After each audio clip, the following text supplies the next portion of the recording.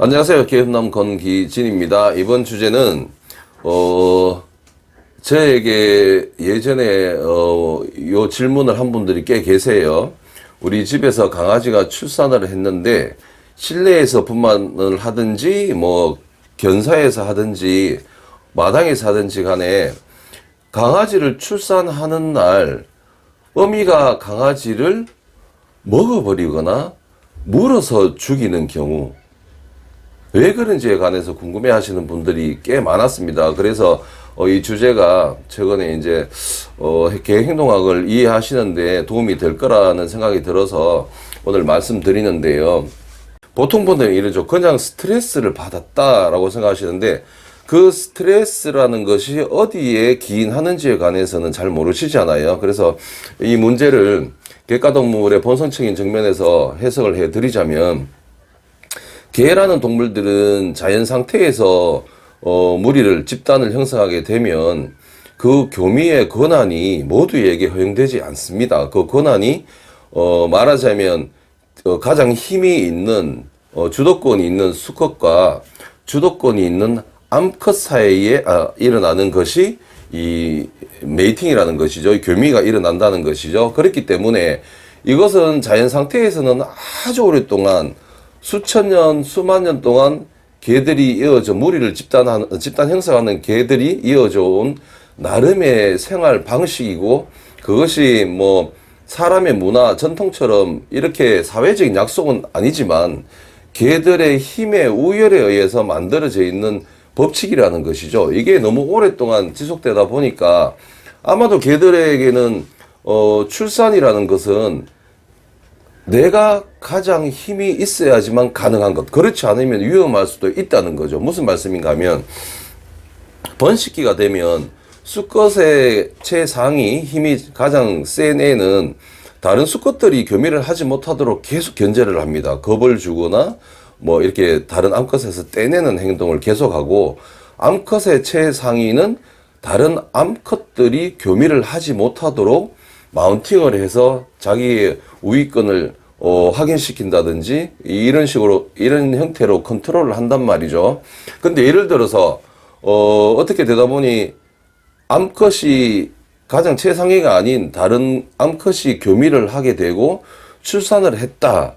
그러면 어떤 일이 일어나냐 하면 뭐 교미하는 과정에서 이미 아시다시피 개들은 교미를 시작하면 그 유지 시간이 상당히 깁니다. 이 교미 중에 내가 암컷 최상이니까 또는 내가 수컷 최상이니까 니네들이 왜 교미했어 하고 가서 뭐 공격을 하거나 하는 일은 일어나지 않습니다, 일단. 근데 수컷들은 그렇게 되면 이제 교미가 끝나면 되는데, 암컷에게는 교미 이후에 문제가 생기죠. 임신이라는 게 생기잖아요. 그러면 임신 기간이 다 지나면 출산을 하게 되는데, 만약에 최상위 암컷이 아닌 다른 암컷이 출산을 하게 됐다 그러면 최상위의 암컷이 그걸 그냥 봐넘기질 않는다는 거죠. 최상위 암컷이 분만 중인 모견에게 하는 행동은 겁박하는 겁니다. 위협을 하는 것입니다. 출산 중에 그런 일이 일어납니다. 그래서 이미 출산하고 있는 야생이라면 굴이죠. 굴 입구에서 겁을 준다, 또는 굴이 아닌 자연 상태에서 다른 상태에서 분만을 한다, 바짝 옆에 붙어서 지속적으로 겁을 줍니다. 그 문제 제기를 하는 것이죠, 출산에 대한. 그래서 그 권한을 나한테만 있다고 끝도 없이 겁을 주기 때문에, 만약에 출산하는 모견이 자기 새끼를 5을 출산한다 그러면 5을 계속 분만을 해야 되잖아요. 이 분만 과정에서 최상위가 계속적으로 위협을 합니다. 무는 위협이 아니라 바짝 가까이 다가가고 으르릉대고 위협을 하기 때문에 출산 중인 어미는 상당한 스트레스에 시달리겠죠. 위협을 느끼겠죠.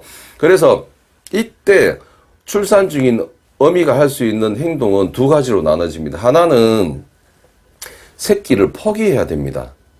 포기란 말은 뭔가 하면, 새끼 안전을 내가 지키지 못하고 비키면서 최상위 암컷이 얘들을 어떻게 물든 어떻게 하든 어미가 자기 안전을 위해서 피하는 형태. 또 하나 형태는 이 모성에 의해서 자기 새끼를 지키기 위해서 도전을 일으켜야 됩니다. 이 도전이라는 게 상당히 위험하죠. 왜 그런가 하면 1대1에서 정상적인 상태에서 도전을 한다면 확률이 꽤 있겠죠.